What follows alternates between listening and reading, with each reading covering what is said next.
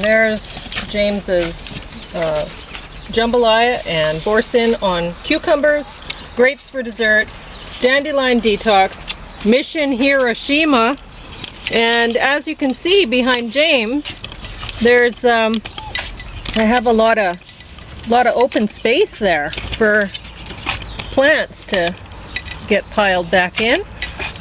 So we'll see how that goes.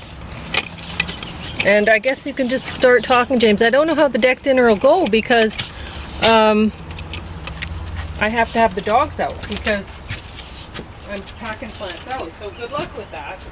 Yeah, well, I won't be eating because I'll be talking. You're talking about Mission Hiroshima. And a variety of other things. I don't know if I'm going to talk about it today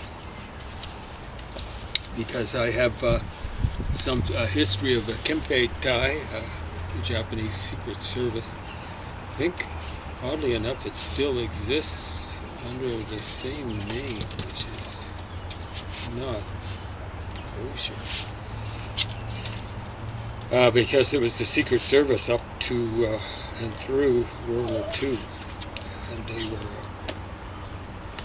really, after having read that book, I'm starting to realize that reparations should be paid to the people who were interned in the United States and Canada, Japanese people of Japanese extraction, because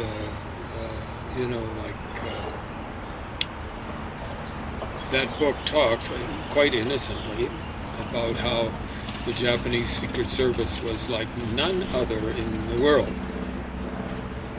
before World War II and during. None other in the world. And kind of laughing at secret services of the democracies. And, like basically, what was it one American said? Gentlemen, don't read each other's mail. I don't know if they had much of a secret service. If so, it was pretty secret, kind of like a secret still to me. During World War II, they had something called the OSS. I think it stands for Office of Strategic Services or something like that. And I suspect there were a fair number of left-wingers there because they decided to, I wouldn't call them communists or communist sympathizers, but maybe a little too soft on the left-wing side of things. So, whatever the reason, that was wound up after World War II to be replaced by the Central Intelligence Agency, CIA. I think the military already would have had their Secret Services, Office of Naval Intelligence, ONI, and Military Intelligence Agency or the Army Intelligence Agency. I don't know if they go with initialism for that one. But, I used to wonder why were the Japanese interned in North America, not Mexico, and right across the board, and other ethnic groups, particularly the Germans, weren't. Well, according to this book, and again, it's totally innocent, they're kind of like making fun of the democracies for not having awesome secret services the way the Japanese had. And now, Germans did get interned. There was someone, a family, apparently a place called Claybank near where my mother was raised. She was raised south of a place called Avonlea in Saskatchewan, which in turn is south of Moose Jaw, Saskatchewan, famous to anyone who used to read National Lampoon. One of the people who contributed that, I think, was Canadian, and very often there'd be references, usually at least reasonably slighting, to Moose Jaw, Saskatchewan. I have a date from the early 70s. I don't know how long that magazine continued. they had a lot of people contributing, at least in terms of photographs, who ended up being on Saturday Night Live. So Gilda Radner was featured on the occasional cover, maybe only one, but I think John Belushi, they'd have maybe Joe Flaherty. I can remember seeing their pictures, although I didn't know who they were at that point in time. Why were the, like in England, I gather all German citizens were interned, and that included, ironically enough, Jewish people of German extraction. I don't know if it was across the board, but yeah. The reason why, I started to figure a few things out when I was reading a book written by a Canadian. I don't know if it was that much ghostwritten, who'd been, I believe, in Singapore when the Japanese took over, and he's one of the few people that survived the initial onslaught. Well, not the original onslaught. What happened when the Japanese took over? I've heard different accounts, 60,000 people slaughtered after the Japanese takeover, up to 100,000. Because, it was basically a surrender. It wasn't there was no need for killing people who'd already surrendered. But the Japanese had a little problem there. They were nationalists and extremely nationalistic and extremely brutal. It might be instructive for someone to do a comparative study of the Germans in various places that they took over, and the Japanese in various places they took over. It wasn't until after the Cold War, and I think there's a significance to it, that I found out about the rape of Nanking. I used to think, wow, there's no reason for Hiroshima. And that happened before World War II officially started. I believe 1937, Nanking, means southern capital. And apparently, the Japanese did the same thing when they hit Shanghai. Yeah? So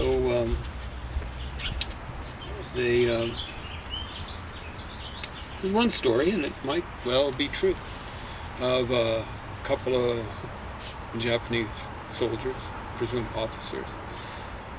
They had their swords, their samurai type swords, presumably. They, after Nanking surrendered, they were having a little competition to see how many people, I don't know if they were all soldiers, but they'd surrendered at any rate. I gather the civilians were involved. And they were seeing how many they could behead in a day. Each of these two individuals. Apparently the winner got up around 100. Could have that wrong. But, what's waking hours? 16 hours. Well, that's about 8 people an hour. Right? Wham, wham, wham, wham. 8 times, 16, sorry, what am I thinking of? Let me see, 16 goes into 100 about 5 times. Yeah. So that's about 5 an hour, something like that. They were probably maybe they did 10 an hour. Maybe they only had an 8-hour day slaughtering people who'd surrendered. But they did other things like, I don't know if it was Shanghai and Nanking. They were binding up people together and pouring gasoline over them and just letting them sit. No, they didn't let them sit in the gasoline. They lit fire to the gasoline, and the people kind of burned along with the gasoline sometimes. And then, doing a little bit more research, I found out that the Japanese did scorched earth policy when they were retreating from the Allies in Southeast Asia. Now, Southeast Asia is not Japanese territory. The Japanese had taken it over, but it's not ethnically Chinese, Japanese or anything like that. Japanese had never had a claim to it. And so when they were retreating from the Allies, they did scorched earth policy. Now it's kind of rough, tough, and unusual when the Russians versus Napoleon, or Charles, I believe it's the 12th of Sweden, or they didn't do so much against the Nazis in World War II. When they do scorched earth policy, it's one thing with their own people. Of course, if they're doing it with Ukrainians or Belarusians or Poles or Latvians, Lithuanians, Estonians, I've got a problem with that. But if they do it with their own people, well, it's tough, because you see, if you're destroying crops, for example, so invaders can't, or counter-invaders can't live on those crops. Guess what? There are people living there, particularly in a place like Southeast Asia, peasants who kind of have to depend on that food that's being destroyed. They're going to die too. So, like when I run across accounts of what happened in 1945 during World War II, and this shouldn't come as news to anybody. I actually read a book that World War II didn't last all of 1945. It only lasted for part of the year. So it lasted 7 months and change, a little over half a year. Let's say 7.5 months. I think it was August 14th when the Japanese surrendered. They were trying to surrender to the Russians, and the Russians kept on pretending that they had developed some sort of auditory difficulty because they were seizing land that the Japanese had seized from the Koreans and the Chinese, and the rest is history. The takeover of communism in China, Northern Korea. Horrible, brutal history. Anyway,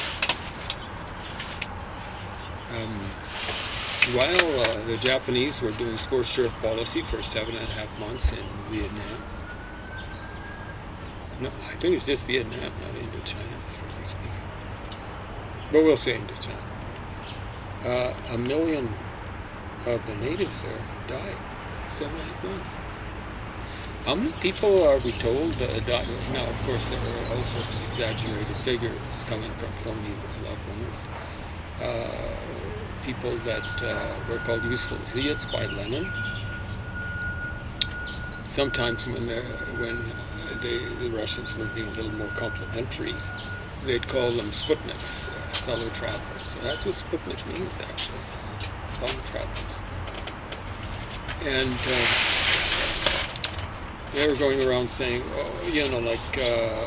they've been exaggerating the figures that people died in Hiroshima. And the Japanese, of course, contributed to it. They're probably still counting the victims of Hiroshima. Oh, this person died of cancer. And stuff like that. The key thing is, Hiroshima is way bigger than it was back when it got bombed. Yeah, people moved back in. Okay. So the dangers from radiation were minuscule. People get all confused about atomic warfare, okay? Nuclear warfare.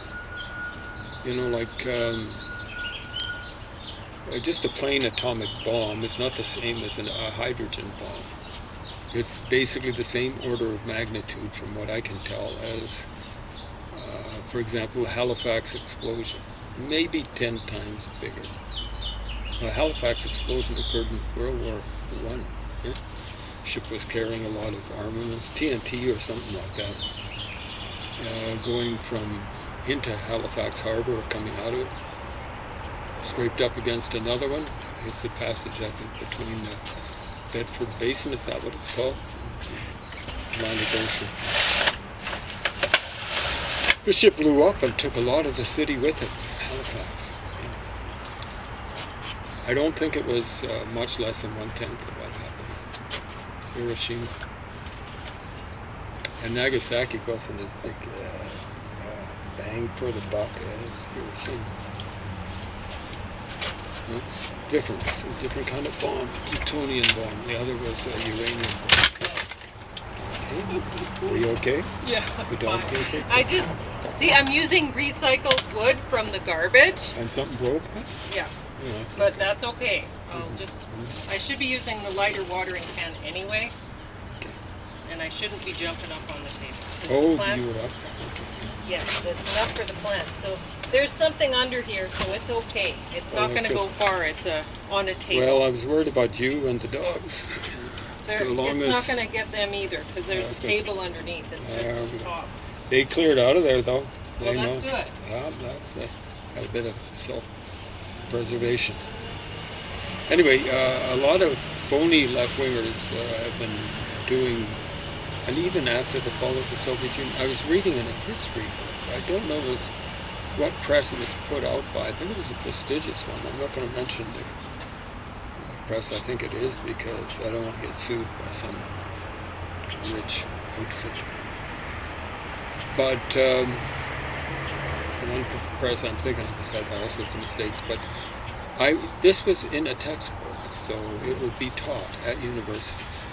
Now, when I read Kurt Vonnegut's Slaughterhouse-Five, he was a survivor of the firebombing of not Hamburg but Dresden, kind of like the southeastern part of Germany. I think it's called Upper Saxony. It's on the Elbe River, or as the Czechs call it, the Lava River. He was saying something like 50,000 people got toasted up above. It was a city largely made out of wood, and people, all sorts of phony left-wingers going, that didn't make any sense taking that out. Destroyed all these wonderful wooden buildings, and there was no, it wasn't a big manufacturing center, all that sort of stuff. Look on a map, you doofuses. Anyone who's doing that sort of stuff.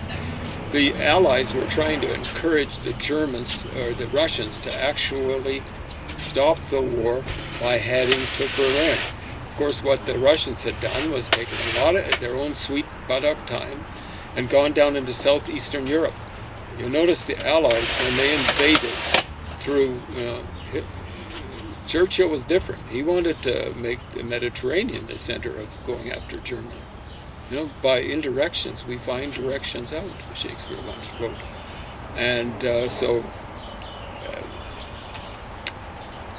Churchill wanted to go through into Germany through the south, what he called the soft underbelly of southern Europe. And I guess he wanted to go through Italy. The Alps were basically put up the same time as the Rockies here on. The Rockies are rough territory. I've seen a picture of some moving guns through the Alps. I think it was the Italians moving guns up through the Alps. They were actually on the correct side in World War I. They're fighting the Germans, and they're having a big crane moving up a big howitzer type of thing. Needless to say, when you're on the defense in that situation, you are at a huge advantage because you've got a castle wall that's the size of a mountain. And you've got a moat that's as deep as a ravine in many cases combined. So Winston Churchill didn't understand much about military stuff, much about strategy, tactics. He probably would have been absolutely useless. Anyways, in that bar, I'm fairly certain he was, what do they call it, hypomanic, as Khrushchev was. There's worse. From what I can tell of a book written by Mao Zedong's doctor, Mao Zedong, I didn't realize until I was reading the doctor's report, he'd say Mao would spend days sleepless. Nights sleepless, whole days, just go without any sleep, just full of wild enthusiasms. Then he'd kind of crash, and he'd spend time crying and lying in bed and stuff like that. Well, that's classic. That's not hypomanic. That's what used to be called manic depressive, and now it's called bipolar. What I say, and I'll say it again and again and again, it's okay to have problems, but don't visit them on other people. And unfortunately, Mao visited his problems on tens of millions of people.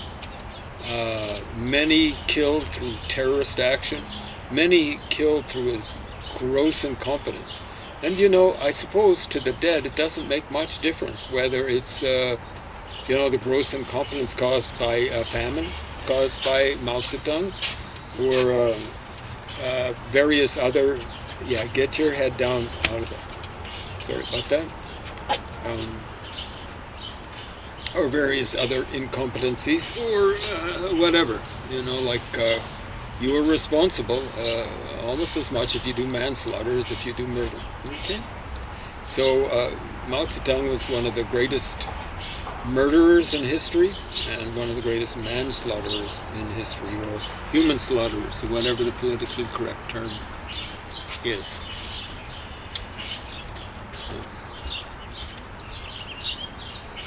Getting back to Japan, they wiped out a lot of people, and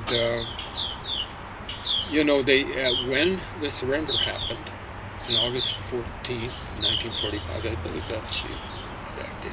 Could be off by 1 or 2 days. They had as many men in Japan as they had on the mainland of Asia, primarily China. Okay, so if they were willing and able to whack 1 million Vietnamese or Indo-Chinese in 1945 in a place that really wasn't high priority for them, how many people would have they killed using a variety of different things, presumably? Same strategy of scorched earth policy in China. How many people would they kill? Understand, they already had killed 11 million. If you don't like that figure, 11 million Chinese people, that's not the Vietnamese. 11 million. If you don't like that figure, okay. I'm perfectly willing to bargain. 15 million. That's the other figure I've run across. You want to bargain me down? It doesn't work that way, folks. I'm going with a lower figure that I've run across, 11 million. You want to bargain? I bargain up. You understand that? Same sort of thing when I've had people, I'll say, well, apparently there are about 11 million slaves brought from Africa into various colonies and other things, empires of the Europeans. 11 million and 15 million were brought into various Muslim entities from Africa over a long period of time. But yeah. And I've had people question that. And again, my response is, well, okay, you're trying to bargain me down. But I'm going with the lower figure that I've run across, and I go with the higher figure then, 20 million. Okay, you want to bargain? I'll go with 20 million. Okay. That's the way it is. And that 20 million figure I get from a guy called Al Gabri. And that's not a name like Al Bundy. It's an Arabic name, okay? So the guy comes from some sort of Muslim background. I don't know whether he's Arabic himself, or let's say Pakistani, or Iranian, or whatever. Al Gabri. So, getting back to the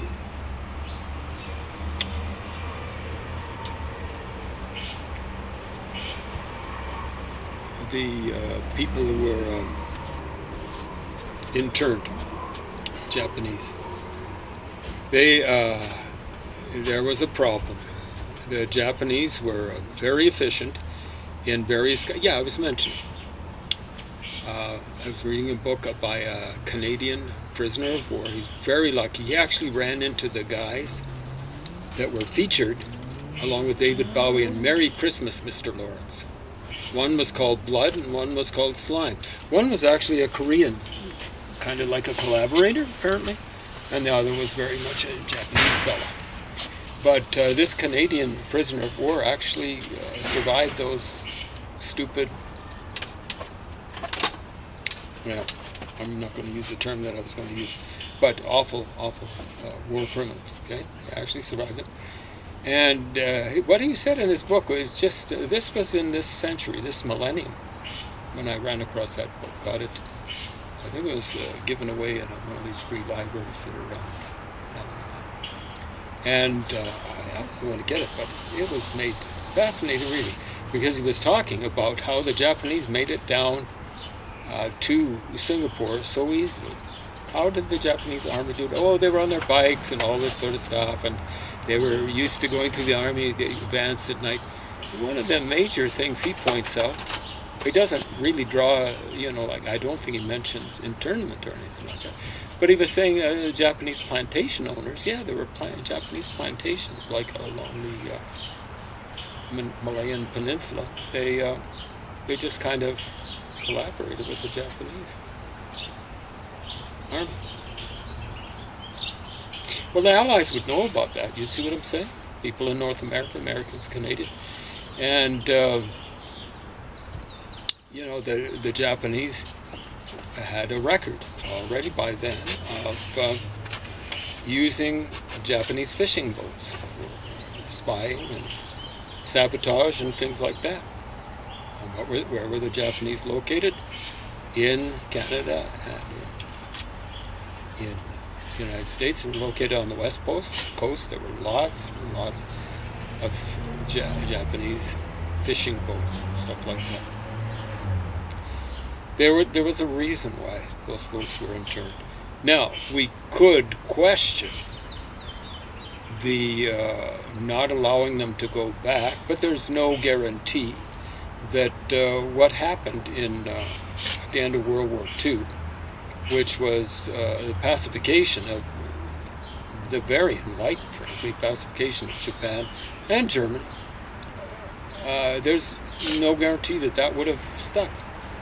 An example, World War I. The Germans were back to their sad old ways 15 years later, after the end with Adolf Hitler, and they're actually pretty bad. I think around 1922-23, the Nazi Party in Germany had already put a contract out on Albert Einstein. You know that? Yeah. And that was a contract for his death. It wasn't to kick him around or anything like that. So, it wasn't nice that Japanese people got interned, but it wasn't nice. If they've been, like one of the arguments that I've run across against the internment was, look at the Japanese. There's no record of them doing, in World War II, of them doing anything like spying and sabotage and stuff. Yeah, they were interned. It's like folks who say about Nelson Mandela. I thought that was the camera, the beeping. Nelson Mandela, well, look at him. He didn't do any terrorism once he got in jail. Yeah, that's the idea of being in jail. You don't do your criminal activity. In the case of terrorism, it's crimes against humanity and war crimes. He was a war criminal. Get that straight. The South Africans have no sympathy for them at all, the Boers, the Afrikaners. But I have less sympathy, got that straight, with Nelson Mandela and his flunkies like Jacob Zuma and Ramaphosa. Is that the name of the guy that came in between those guys? Those guys were absolute scumbags. So the Boers were saying, or not so much the Boers, the South Africans, all you got to do to get free, might have been true, might not.